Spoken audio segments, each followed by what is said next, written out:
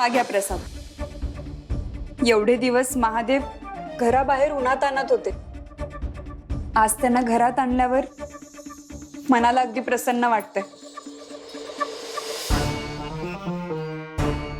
आई, तुला न विचारता मी हा निर्णय घेतला, मला क्षमा कर। पण महादेवानी मला असं संकेत दिल्यावर मी त्यांना असं घराबाहेर नाही बघू शकत। जगदंबा, तुझं म्हणणं योग्य आहे। देवाला, ते बी महादेवांना असं घराबाहेर ठेवणं बरोबर नाही। पण तुझी आई महादेवांची भक्ती करण्यापासून तुला का थांबवतीये? तर त्याला बी काहीतरी कारण असणार ना।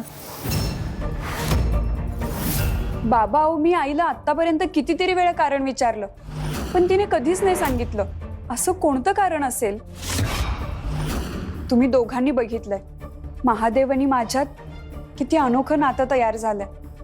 मी त्यांच्याजवळ माझ्या मनातल्या सगळ्या गोष्टी अगदी मनमोकळेपणाने मांडू शकते। ते मला आपलेसे वाटतात, माझ्यासाठी ते खूप विशेष आहेत। त्यांच्या जवळ गेल्यावर मनाला शांतता लाभते, मन हलकं होतं। अगं डोसकं फिरलंय का तुझं? काय बी बडबडायला लागलीस? महादेव हे देव आहेत, ते भक्त म्हणून तुझं गाऱ्हाणं ऐकून बी घेतील, म्हणून काही त्यांचं आणि तुझं नातं आहे वय? का शक्य नाहीये? भक्ताचं देवाशी वेगळं नातं असतंच ना। हो, ही पोरगी काय बोलायला लागली आहे? काहीच ऐकत नाही। तिला महादेवांची पूजा करू नको म्हणलं तर रात्री अपरात्री गुहेत जाऊन पूजा करायला लागली, आणि आता बाहेर ठेवलेली पिंडी घरात घेऊन आली, आणि आता हे असं बोलणं। मी काय चुकीचं बोलले?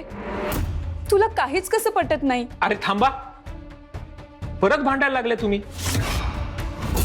हा वाद एकाच गोष्टीनं संपल। गंगाई, आपण जगदंबाला समज सांगून टाकलं पाहिजे।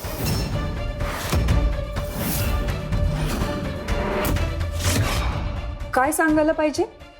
आजपर्यंत तुला न सांगितलेली एक गोष्ट आज सांगावीच लागेल जगदंबा, म्हणजे तुझ्या आईच्या वागण्याचा अर्थ तुला कळेल।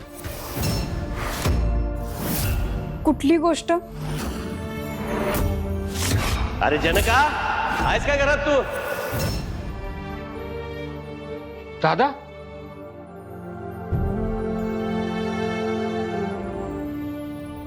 आई, तुम्ही जे मला आता सांगणार होतात ते आधी सांग।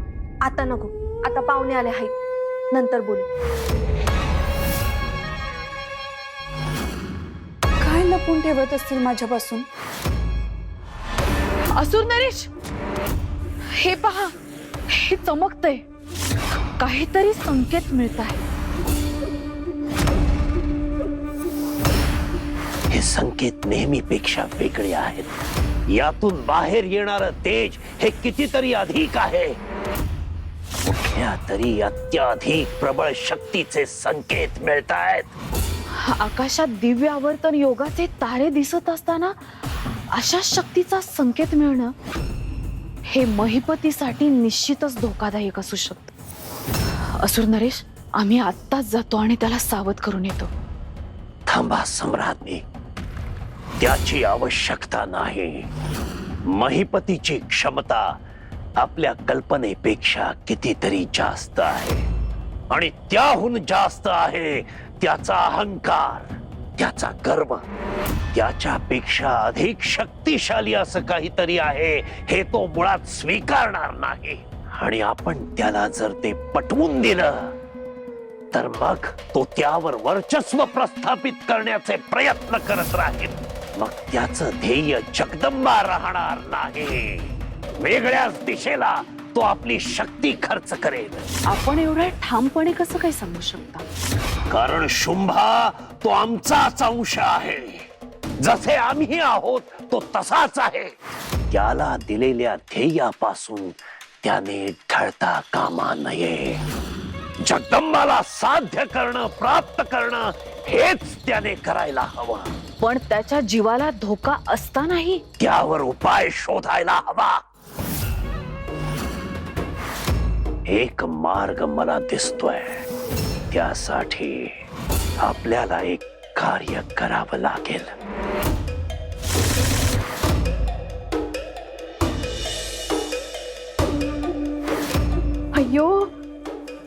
नरेश, काय करताय काय हो तुम्ही? कसली तयारी करताय?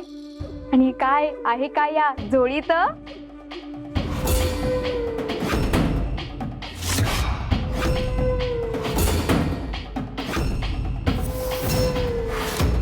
हे कधी आलं हो तुमच्याकडे? हे आधी कधी बघितलं नाही म्हणते मी. मी असुर नरेश महिषासुरांच्या वाड्यातून आणलाय, कोणालाही न सांगता.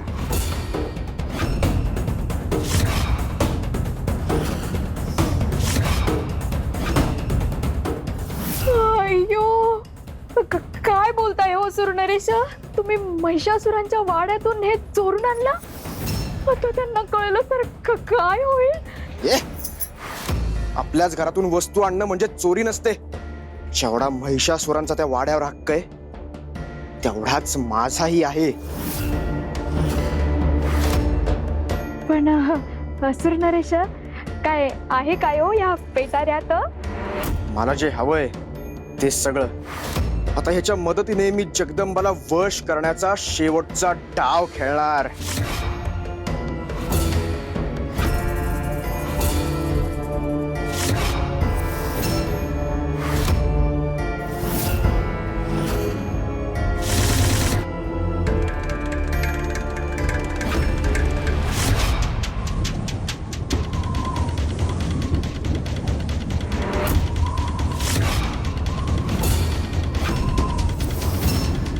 अय्यो, असुर नरेश, काय हो हे?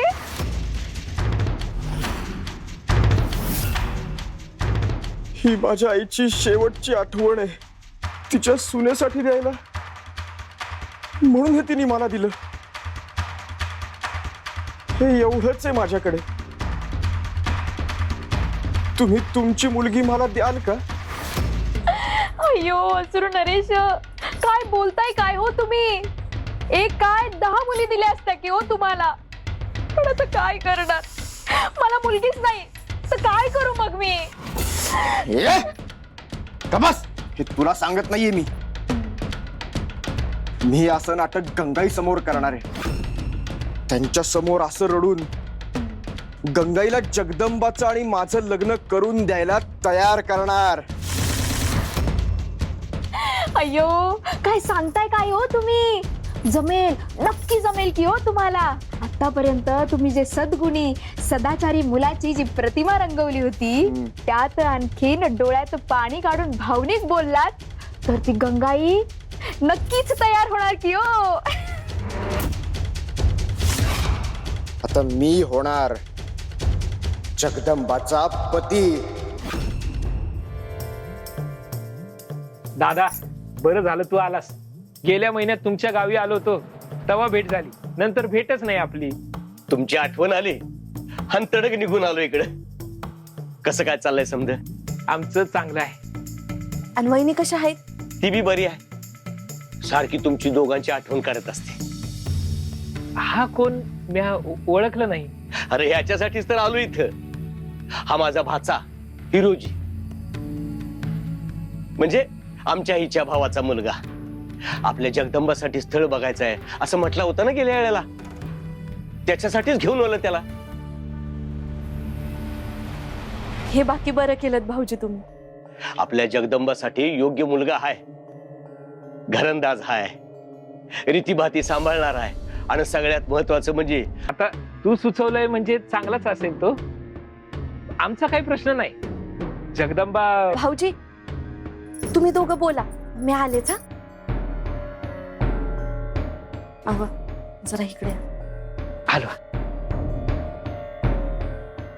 आपल्याला जगदंबाची काळजी वाटत होती ना, ती मिटली बघा. हेच आपल्या प्रश्नाचं उत्तर आहे. जगदंबासाठी आयतं स्थळ दाराशी आलं आहे. आता आपण ही संधी दवडायला नको. बरोबर आहे तुझं. मी बोलतो दादाशी. दादा, मी काय म्हणतो, हिरोजी आणि जगदंबाची भेट होऊ दे, मग आपण पाहू पुढं कसं काय करायचं ते. हा,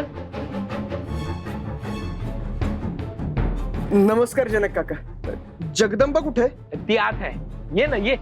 दादा, हा महिपती आमच्या गावातला पोरगा आहे, जगदंबाचा मित्र आहे. आणि बर का मैपती, हा माझा मोठा भाऊ सावजी दादा. नमस्कार. नमस्कार नमस्कार. मग तू बी खुश असशील, तुझ्या मैत्रिणीचं लग्न ठरतंय म्हटल्यावर. मी लग्नासाठीच इथे आलोय हे यांना कसं कळलं? पण काका, यांना कसं कळलं? अरे कसं कळलं म्हणजे, यांनीच तर नवरा मुलगा आणलाय ना.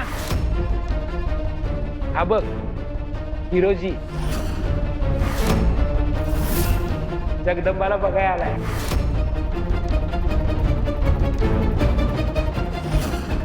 ही माझ्या आईची शेवटची आठवण आहे. तुम्ही तुमची मुलगी मला द्याल का? मी असं नाटक गंगाई समोर करणार. गंगाईला जगदंबाचं आणि माझं लग्न करून द्यायला तयार करणार. अगं काय करतेस? अगं कपडे कपाटात ठेवते. ते नंतर बघू आपण. तू पटकन चांगली साडी नेस आणि आवरून घे. आवरून घेऊ? कशासाठी? अगं तुला पोरगा बघायला आला आहे, चांगलं स्थळ सांगून आलंय तुला. आई, हे काय बोलतेस तू? रोज उठून कुणीतरी मुलगा मला बघायला येतो. त्या दिवशी तो केशव, आणि आज आज पुन्हा कुणीतरी. मला असं रोज नटून तटून कोणासमोर उभं राहायला, लग्नासाठी परीक्षा द्यायला अजिबात आवडत नाही. मी नाही साडी नेसणार आणि आवरणारही नाही. काय ग तुझं सारखं सारखं तेच? अगं पाहुणे दारात आले आहेत, तुला उठून कुठं जायचं नाहीये. तुझी आई फक्त तुला आवरायला सांगतेय. एवढं बी ऐकणार नाहीस तू तिचं? पण तुम्ही तरी मला कुठे विचारता काही ठरवायच्या आधी? आधी त्या मुलाला आणून माझ्या समोर उभं केलं, आणि आज सुद्धा मला अचानक येऊन सांगतेस? अगं लग्न अशीच ठरत असतात. आमच्या काळात आम्हाला कळायचं बी नाही. बोहल्यावर चढेपर्यंत आमचा नवरा तरुण हाय का म्हातारा हाय, चिडका हाय का कसा हाय, काही बी समजायचं नाही. अगं पण आई, हे चुकीचं आहे ना. जो मुलगा आपल्या आयुष्याचा जोडीदार होणार आहे, ज्याच्याशी आपल्याला सगळी सुख दुःख वाटून घ्यायची आहेत, ज्याच्या बरोबर एका छताखाली राहून संसार करायचाय, तो माणूस नेमका कसा आहे हे आधी समजून तरी घ्यायला हवं ना. नाहीतर मग संसार भार होऊन राहतो. एक बाई म्हणून तुझं म्हणणं पटतंय मला जगदंबा, पण एक आई म्हणून मला तुझी लई काळजी वाटते ग. आणि तुझ्या ह्या धाडसी स्वभावाची भीती बी वाटते. आपण ठरवलं होतं ना एकमेकींपासून काही लपवायचं नाही म्हणून. तू मान्य सुद्धा केलं होतंस. पण मी बी तुझ्यापासून काहीच लपून छपून केलेलं नाहीये जगदंबा. तो मुलगा बी दारात आल्यावर मला कळलंय, आणि आम्ही त्याला बोलवलेलं नाहीये. तो स्वतःहून आपल्या घरी आलाय.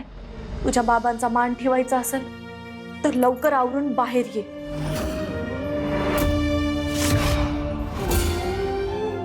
अगं पण आई, तुला माझी शपथ आहे जगदंबा, तो मुलगा जोपर्यंत इथं आहे तोपर्यंत तू त्याच्याशी नीट वागशील, मन मोकळेपणाने त्याचा विचार करशील.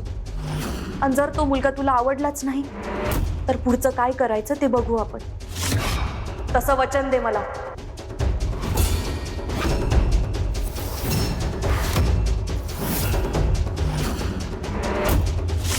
वचन दे म्हणलं ना.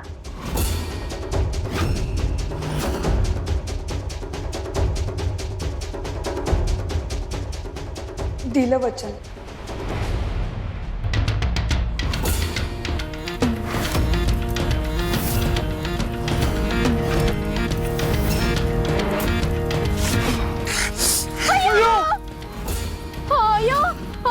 नरेश, हे काय करताय हो तुम्ही? साडी कशाला जाळताय म्हणते मी. नभाजी, तू तरी सांग की रे. अयो असं नरेश, असं करू नका की हो. कशा पाय पेटवलीत म्हणतो मी ती.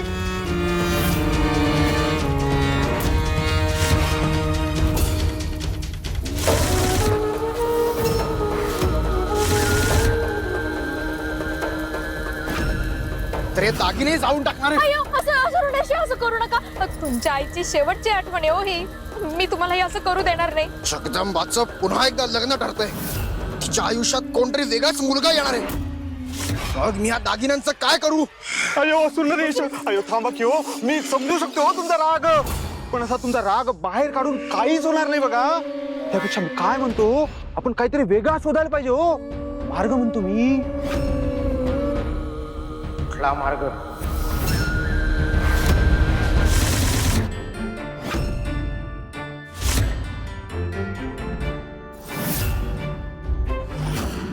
कशी आहेस जगदंबा?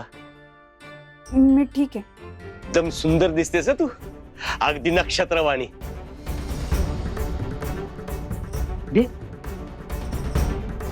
आकाशात दिव्य आवर्तन योग सुरू झालाय. माझ्या हातात फार कमी वेळ उरलाय. जो काही मार्ग शोधायचा आहे तो तातडीने शोधायला हवा. अयो तेच तर म्हणतो की हो मी. जगदंबाला प्राप्त करण्यासाठी मी काहीही करायला तयार आहे. या पोराचा असा काटा काढला पाहिजे की तिला दुसरं कोणी बघायला सुद्धा आलं नाही पाहिजे बघा.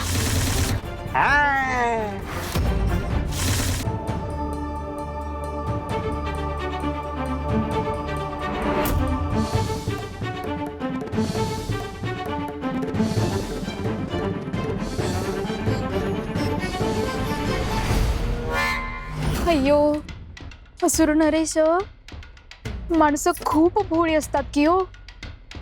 एखाद्या गोष्टीचा धागा पकडून आपण त्यांना सहज भुलवू शकतो बघा. ह्या माणसांच्या भावना मला नेमक्या कळत नाहीयेत. म्हणून मला नीट योजनाही आखता येत नाहीयेत. अय्यो असुर नरेश, आम्ही कशासाठी आहोत? आणि अय्यो मला सगळं कळतंय बघा. मी आता गावात अशी गोष्ट पसरवते की त्या जगदंबाला बघायला एक सुद्धा स्थळ येणार नाही. तोपर्यंत तुम्ही त्या आलेल्या पोराची कायमची व्यवस्था करा. मग काय झालंच बघा. असं असेल तर मग काळजीच करायला नको. आता असा डाव मांडतो की तो मुलगा जिवंतच राहणार नाही.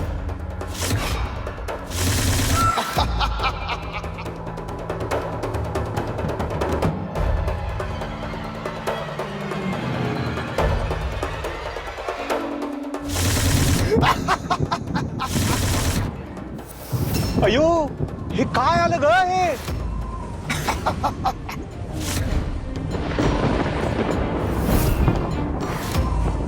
प्रभू काय झालं? कसली तरी जाणीव झालीय. काहीतरी विलक्षण घडतंय, पण सकारात्मक नाहीये ते. नकारात्मक आहे. काहीतरी भयानक होणार आहे. पण प्रभू नेमकं काय? संकट, मोठं संकट येत आहे. आकाशात दिव्य आवर्तन योग दिसतो आहे आणि हा अशुभाचा संकेत येण्याचा काहीतरी काहीतरी गंभीर अर्थ असू शकतो. आज पुन्हा मला मुद्दाम इथे बोलवून घेतलं. काही विशेष? जे काही घडतंय त्यातलं काहीच सामान्य नाही. आकाशातला हा जो दिव्य आवर्तन योग सुरू आहे त्याचा विचार करून करून अत्यंत अस्वस्थता आलीये मला. दैत्यगुरु, जगदंबा, महिपती किंवा तो जो कोणी महादेवांचा मानवी अंश आहे, या तिघांपैकी एकाचा मृत्यू वाटळ आहे असं आपण सांगितलं. त्या संकटाची आणि त्याच्या परिणामांची संपूर्ण कल्पनाही आपण दिलीत. मग आज परत काय म्हणायचंय? दैत्यगुरु, जगदंबाचा अंत झालेला आपल्याला चालणार नाही. महिपतीचा अंत झाला तर तो समस्त असुर कुळाचा पराभव असेल. पण तरी सुद्धा तिघांपैकी एका कुणाला जावं लागेल हे निश्चित आहे ना. मग तुझ्या मनात काय विचार आहे ते स्पष्ट सांग.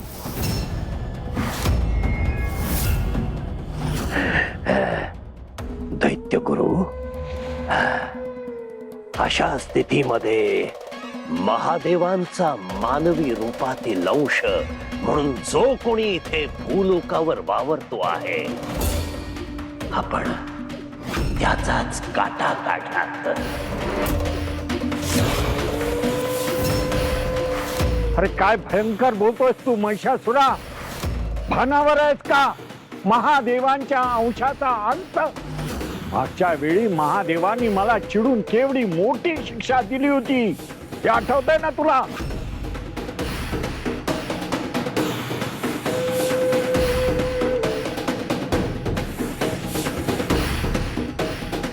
दैत्यगुरु, आपण विसरता आहात. मागच्या वेळी आपण थेट महादेवांवर वार केला होता, परंतु यावेळी ते स्वतः नाहीत. त्यांचा तो मर्त्य मानवी अंश आहे. आपण स्वतः थेट काहीच करायचं नाही. आपण केवळ या योगामध्ये थोडासा फेरफार करायचा. त्यातल्या काही गोष्टी बिघडवल्या की मग नियती तिचे कार्य विनासायास पार पाडेल.